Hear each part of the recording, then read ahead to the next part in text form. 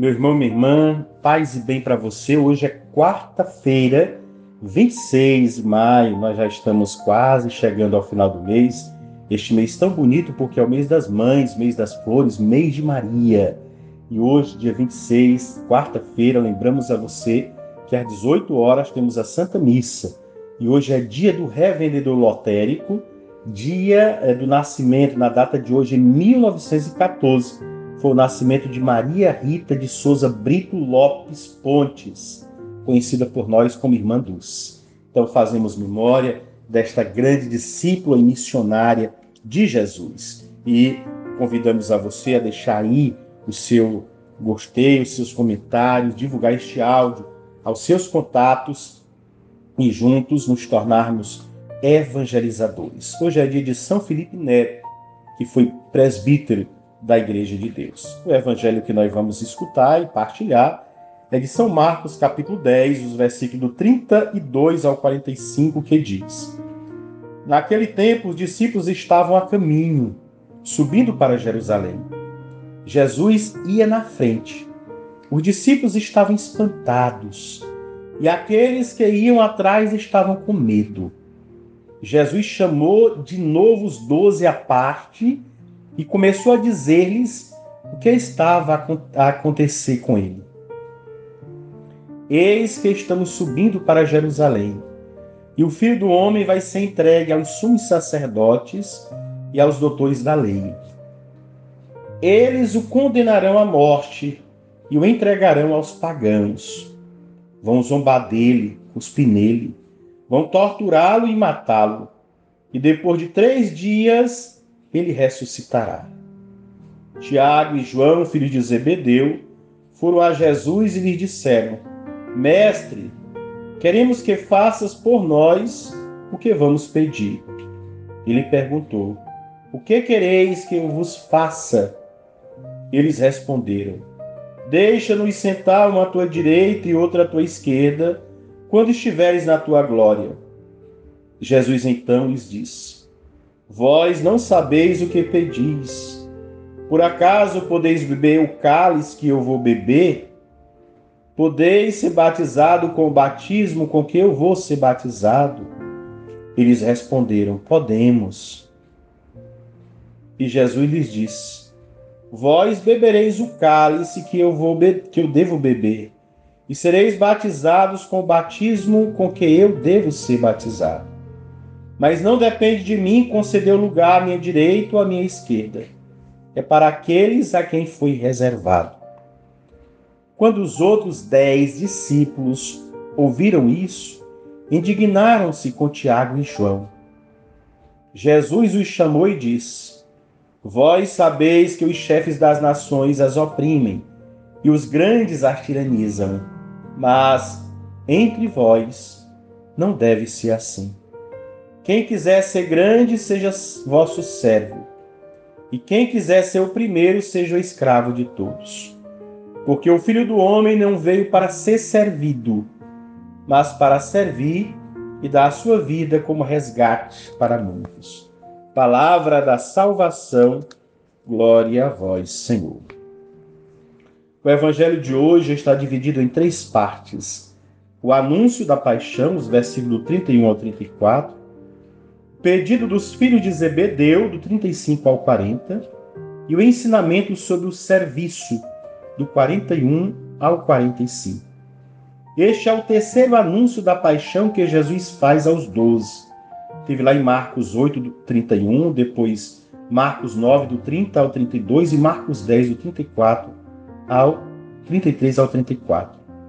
Os discípulos estão com medo da cruz. João e Tiago, com seu pedido ambicioso e impróprio, demonstram que não entenderam ainda quem é Jesus e as consequências da sua missão. Mas Jesus aproveita da sua ignorância para denunciar a tirania e, sobretudo, anunciar que a missão daquele que o segue e torna-se seu discípulo é o serviço desinteressado. Ele próprio dá exemplo entregando sua vida por amor e em resgates de muitos. Embora Jesus já tenha falado abertamente sobre o seu martírio, os discípulos continuam no caminho com Jesus rumo a Jerusalém. Jesus sabe para onde ele se dirige e o que espera em Jerusalém.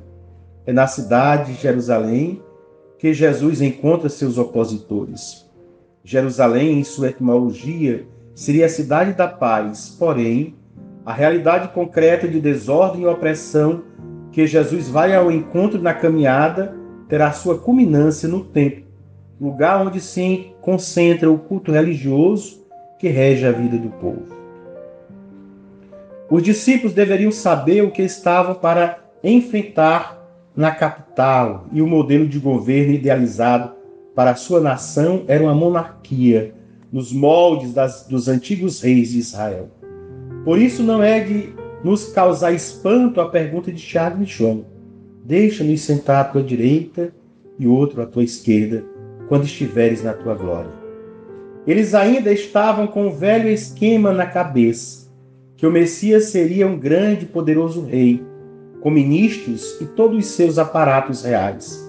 O poder torna-se uma aspiração dos discípulos durante a caminhada, mas Jesus os ajuda a colocar os pés no chão, para que assim vejam melhor a realidade e se comportem como verdadeiros discípulos. Eram dois os discípulos mais íntimos de Jesus. Faziam parte do grupo dos 12, Tiago e João, aqueles que fizeram o pedido impróprio. Faziam parte do grupo mais íntimo. Lembramos que Pedro, Tiago e João eram os que Jesus chamava nos momentos cruciais. Dois desses, Tiago e João, vão fazer esse pedido tão impróprio.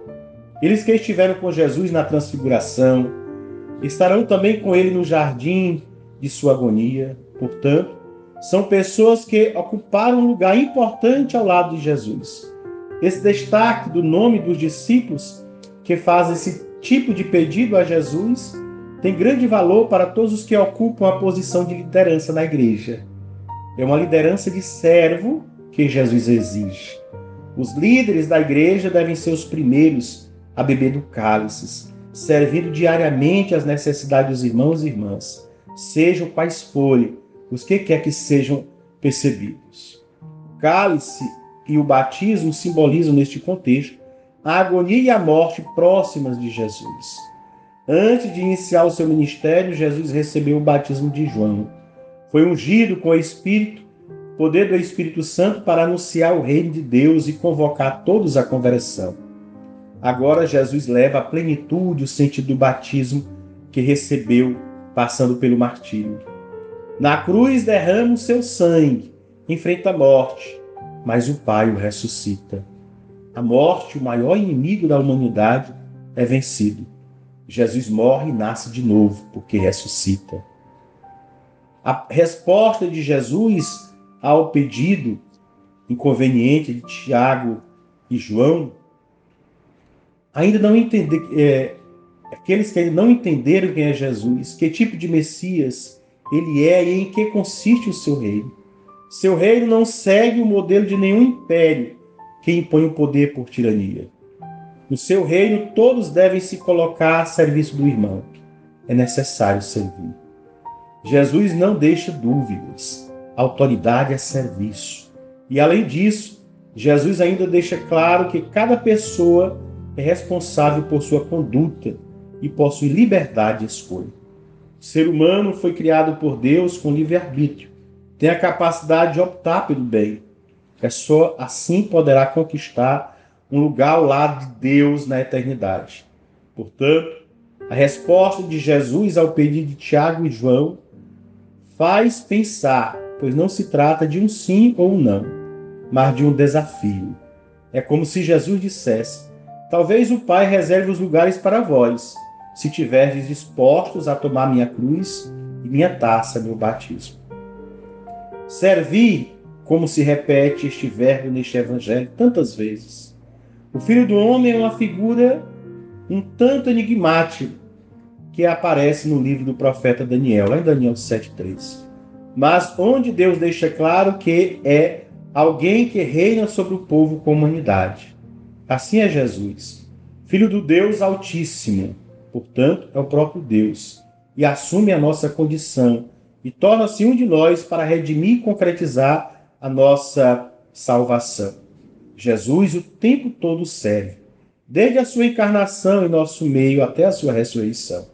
Ele dá o exemplo e durante a caminhada prepara os discípulos para que façam a mesma coisa. Que você, que eu, que cada um de nós nos disponibilizemos a servir com amor e dedicação, servir a Deus em cada um dos irmãos e irmãs. E já lembrando a você que amanhã, quinta-feira, a partir das 6 da manhã, Jesus Eucarístico já estará exposto para adoração, ficando o dia inteiro. Então venha um momento fazer adoração ao Senhor. Tenha um dia abençoado, ficando na graça de Deus, que é Pai, Filho e Espírito Santo. Amém.